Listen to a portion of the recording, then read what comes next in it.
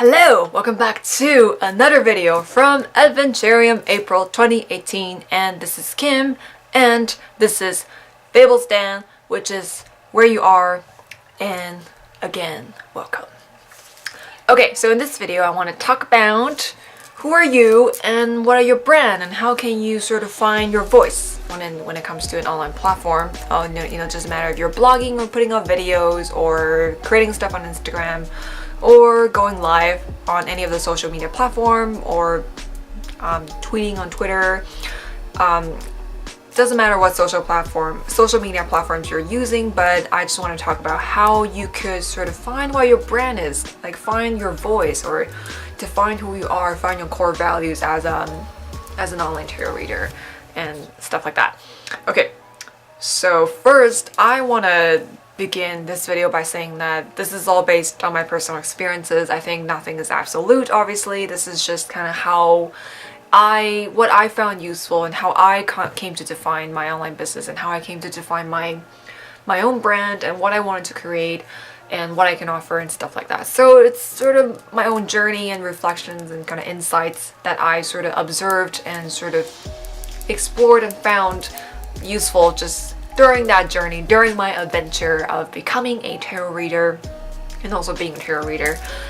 So yeah, if this doesn't apply to you, that's totally fine, but you can just maybe, take what you need and you can do, there's, like I said, lots of resources out there as well. So this is not the only place where you can get advice. Anyway, my point is everyone's business journey is unique and different, so you should just keep that in mind and just don't completely copy and paste. But yeah, anyway, so here we go. So I know I started this, I just said that you shouldn't copy and paste, but experimenting with how maybe some other tarot tubers or tarot online business owners and how they're presenting their business, maybe how they're structuring their business, what kind of videos they're putting out, what kind of blog posts they're running. Experimenting with that mode isn't a bad thing. So obviously I'm not saying that you should just copy and paste their content because that's plagiarizing and it wouldn't be you. What I mean is that you can kind of look at what are some of the videos they're putting out and you can sort of follow that. Maybe they're putting out stuff about their own spiritual journey or their own rituals, and you can be like, oh hey, I have some rituals of my own that I can share, and you can sort of follow that format. Same thing with blog posts or Instagram or what's another one, YouTube channels and stuff like that. You can sort of just observe your favorite tarot and online business owners and see what they're putting out and just create your own version of it and see how you like it, because that's a pretty good place to start if you don't know where you want to start, because that's how I started. I just sort of followed whatever Kellyanne Maddox was doing. She put out tarot videos, so I thought, oh, I'll put out some tarot videos. Then she also put out some spiritually themed videos. I was like, I'll put out spiritually themed videos. She also put out witchy themed videos, but I'm not a witch, so that doesn't really speak to me. I enjoy hearing her talk about chaos magic and whatever, but I don't really have a magical practice, so I don't really put out videos on that topic. And I didn't really stalk her Instagram, but if you go on Instagram and you check out a lot of tarot accounts, there's a lot of tarot spread photography. And in the beginning, I also did a lot of that, and just to kind of play with the idea of, shooting tarot cards, like taking a picture of tarot cards, and just experimenting with just putting stuff out that is just following, following the footsteps of those who came before me, just trying out what they're putting out, just testing the water, just experimenting, right? So that's a good place to start. Obviously, you should never expect yourself to be exactly like someone's brand or to have the exact type of content as somebody, because eventually you're going to find what resonates with you, what doesn't, what really defines your practice, what really defines you as a tarot reader. So you should never do this as sort of like a ultimate solution where you just copy what they're doing. I mean, you should become inspired by what they're doing, use their model, and then test them out and use that to refine your own practice and explore your own practice. Definitely should not just copy and paste, because that's just really boring, and you would never be able to find yourself if you keep following what someone else is already doing. But like I said, it's a good place to start. Okay, And speaking of starting, I think it's a good attitude and mentality to have when you're starting a tarot business, because for me, I believe that to have a tarot practice or to have a tarot business, to have a tarot practice is to have a spiritual practice. So everyone's views on tarot is different, obviously, but for me, tarot has always been something that really helps me when it comes to personal development and helping me live my life better and make better choices and stuff like that. So I think if you're dedicated and you're committed to becoming like a spirit-centered, heart-centered entrepreneur or spiritpreneur, I think it's natural. It's kind of like you can't not expect you to not be transformed by the process, like, because it's something so personal, because you're going to be expressing yourself a lot. You're going to be talking about your perspectives on tarot and how you define each card and how you define spirituality, how you use tarot. Everything is going to be an extension of yourself. And as you discover, as you explore this process of what you want to create and what your gifts are, what your gift is, what you want to offer to the world, you are going to be transformed by the process. You are going to change. You are going to evolve. You are going to evolve with your business. And I think this is something that is to be expected, because the more you seek to express yourself, the more alive and spirited you become, and the more you expand. So you should definitely go along that journey and expect to be transformed. Mostly for the better. And I think if you're feeling worse about some of the stuff that comes up in your journey, if you're experiencing negativity, shadows, insecurities, and fears, don't give in to those fears, because if you're experiencing fear when you're trying to pursue something, then that's a cue telling you that you need to go for it, because the more you're afraid of something, that means the more you care. So it's a good sign. See it as the thunder and the lightning, right? You know, it's like, if you look at a tower card, sometimes, I don't know if I can, this is actually from my client in our correspondence, but I'm pretty sure that it's okay if I quote her. You don't know who she is, but sometimes when you get the tower card, when you have a tower moment, sometimes you're at a tower, but you can also be the lightning and the thunder. So be the lightning and the thunder. Be the agent of change. Embody that change and just go with it. Don't give in to fear, and don't think of it as something that's really daunting and negative, as in fears are holding me back. But if you just relax and sit back and just be like, it's okay to be a little bit scared. It's natural, because it's something that you really care a lot about. So when you think like that, you don't have to be afraid, because you're really holding space for yourself and giving yourself compassion and just like supporting yourself in that journey. So yeah, this is kind of the same when it comes to life, I guess. But when it comes to your business journey, it's important to know that I think expect to be transformed, expect to evolve with your tarot business from the very beginning. If you pursue it, it's gonna change your life. If you find that this is something that you really want to do, it's gonna change your life. So I feel like that's a little bit inevitable, especially if you are really putting yourself forward, if you're really allowing yourself to be in that open space, to allow others to receive you, to see you for who you are, then I think you're going to be inevitably and transformed.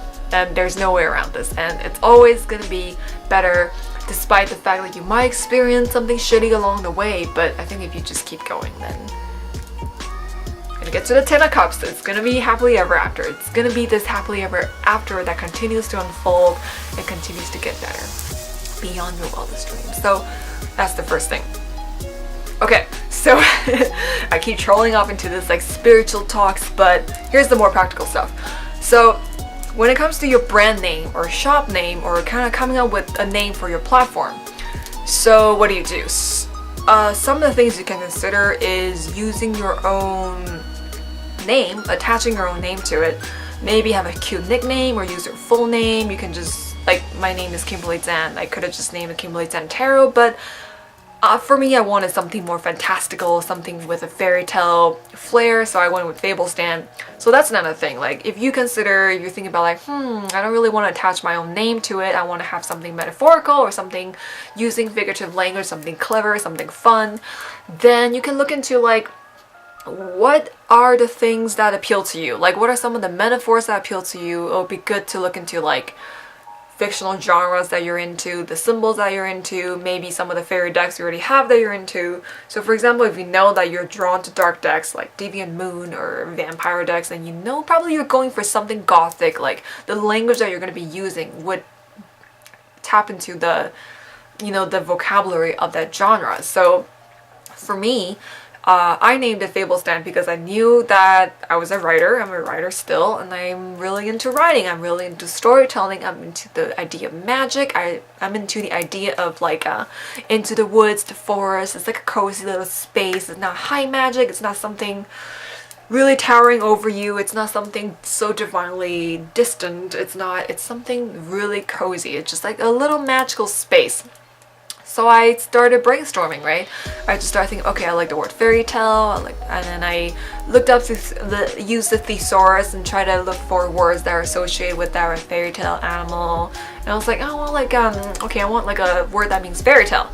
And I didn't like fairy tale because I don't really resonate with fairy, so I found the word fables, which is perfect because it's a little story, usually involving animals. I love animal archetypes. That teaches a lesson or teaches a story, which is very spiritual and creative sort of writing-y, in my opinion. So I went with the word fables, and I was like, I want a word that means like a little space or like a room. And again, I looked up sort of synonyms for room or space, and then I found the word den, which is perfect going with fables because it's like a little sort of like nest for animals, and it's not a bird because I don't really connect with bird archetypes, and it just sort of came to be. It just, the moment I saw Fables Den, I was like, this is it, not changing it. And that name bears more synchronicity than I could possibly realize, because as I embarked on this journey of self-discovery and creating this business, the more I realized this is the perfect name. So yeah, so the third thing would be to, once you maybe come up with a name you're deciding should you go for it or not, look for that feeling of resonance where you feel like it could sink down into your chest and it could sit there and it's part of you. That's the feeling you're going for, because it probably means that, you know, the vibrations are right. You know, it belongs to you. Like it's a little name that belongs to you. So that's how you can come up with a name. And yeah, brainstorming helps a lot. Use the mind map if you don't know what it is. I'll leave a link below. Mind mapping really helps you kind of explore the different vocabularies that you resonate with. Yeah, I think the main thing would be just experimenting with vocabularies, imageries that really resonate with you, what you believe in, and what really clicks with you. So it should be something that you absolutely love. And I think even if you screw up on the naming in the first few tries and you put it out there already, you could always change it. Like, you know, as long as you're not doing it every single month, then I'm sure you'll be fine. Like, just, you know, as long as you put some thought to it, and then it'll be fine. It will be fine. Okay, so other than finding your name, the next thing would be finding your message or finding your voice. I think every tarot reader would have an angle.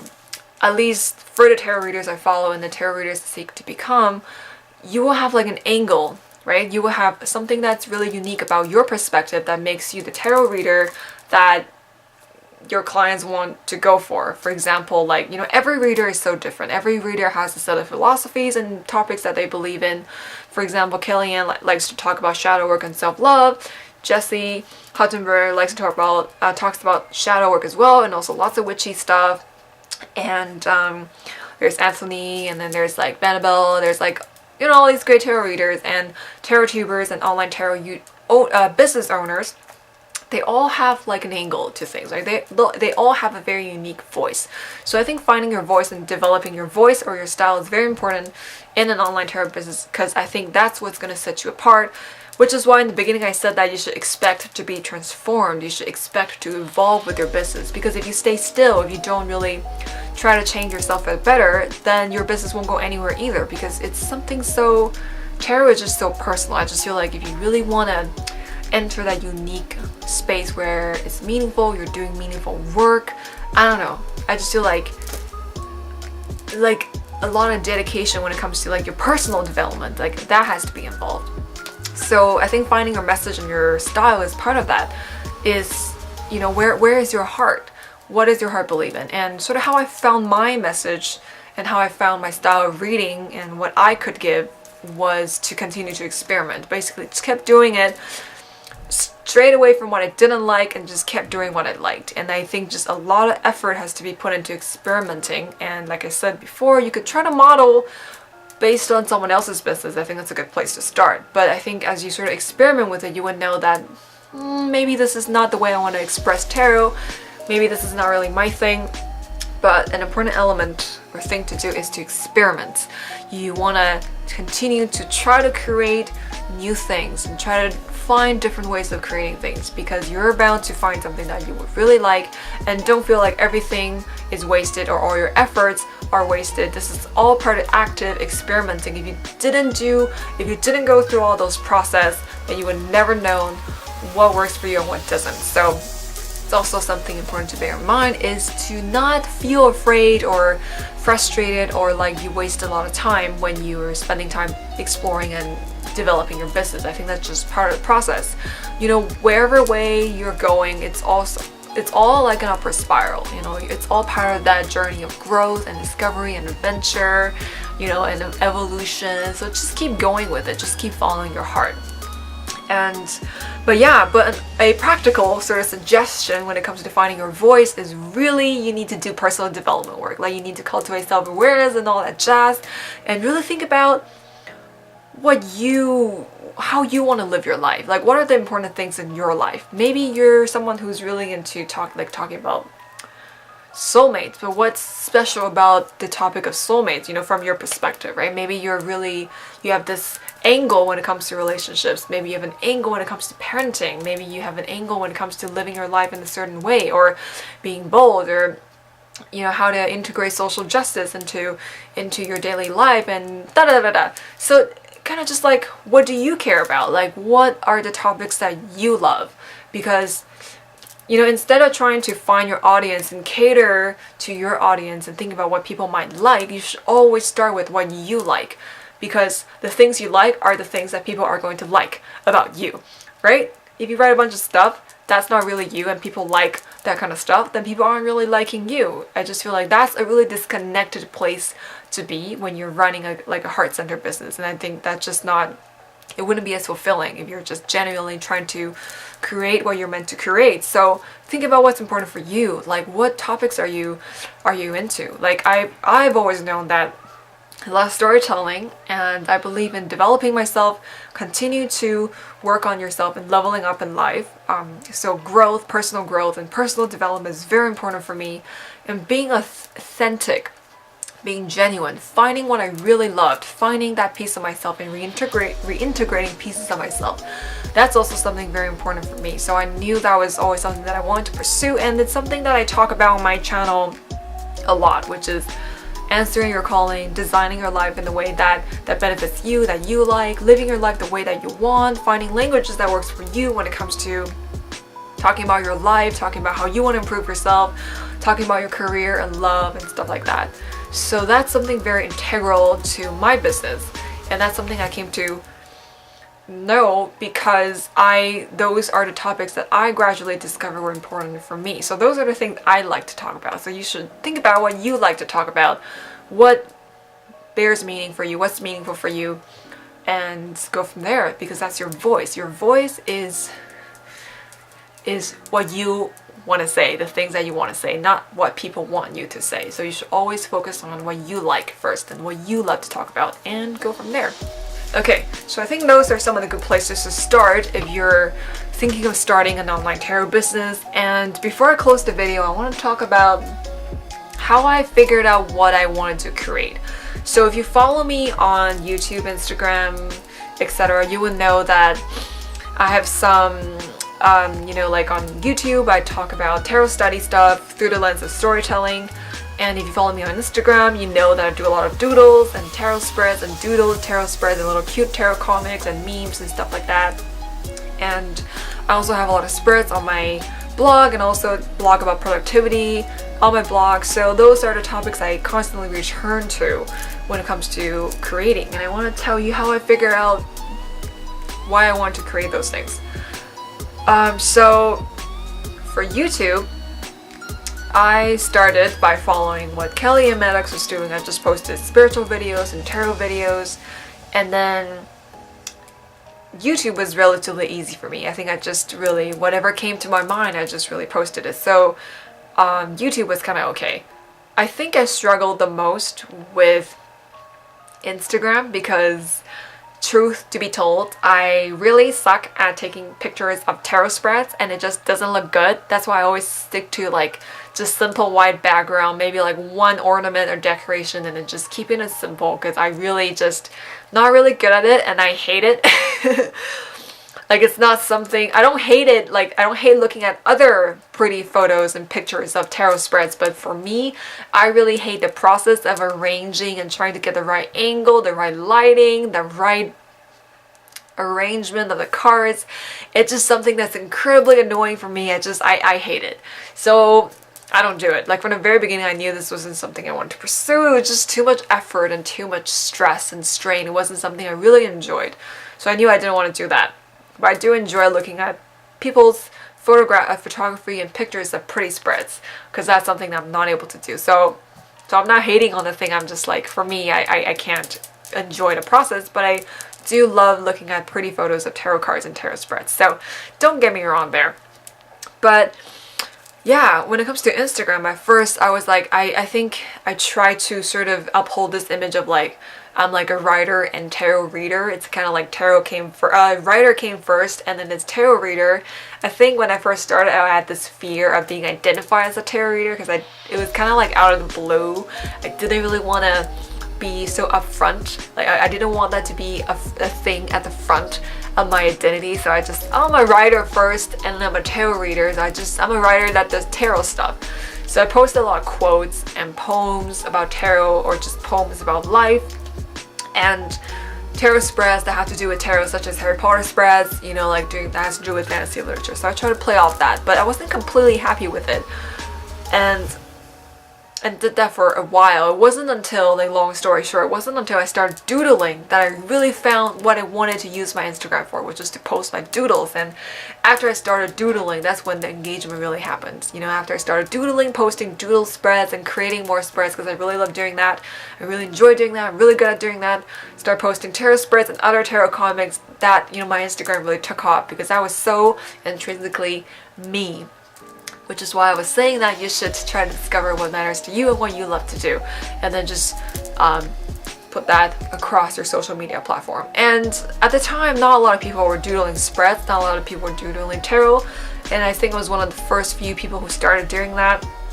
And I bring that up not to like brag or whatever, I just mean that you shouldn't follow what other people are doing just because that's what the majority of the people are doing. Just, if it doesn't speak to you, then there's something else for you. And if you can't find it on Instagram, then maybe Instagram isn't for you. Like I really tried building up my Facebook page, but it's just like kind of dead at the moment. So not every sort of social media platform is for you. You're gonna find sort of what speaks to you, what's the best for your, like, what would be the best creative outlet for your creative medium.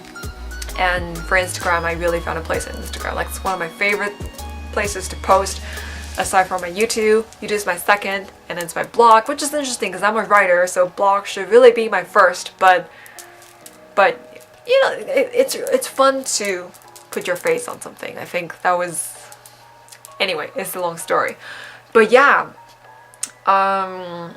yeah, so that's what I want to say before I close this video. Is like figuring out what you want to create is to constantly tap into your own sense of self and self-discovery, and just continue to experiment, and don't be afraid to experiment.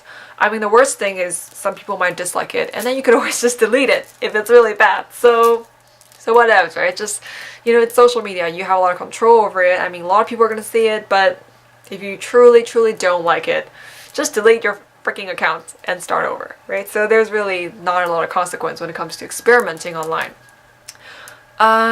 Yeah, so I think that's all I wanted to say in this video. I hope I didn't skip anything. I know I tend to drift into the sort of this life lesson, grand spiritual trajectory type of talk, but I hope I've also provided some practical and technical advice, and hopefully that you'll make good use of them or just consider them and maybe find your own way of approaching this starting an online tarot biz.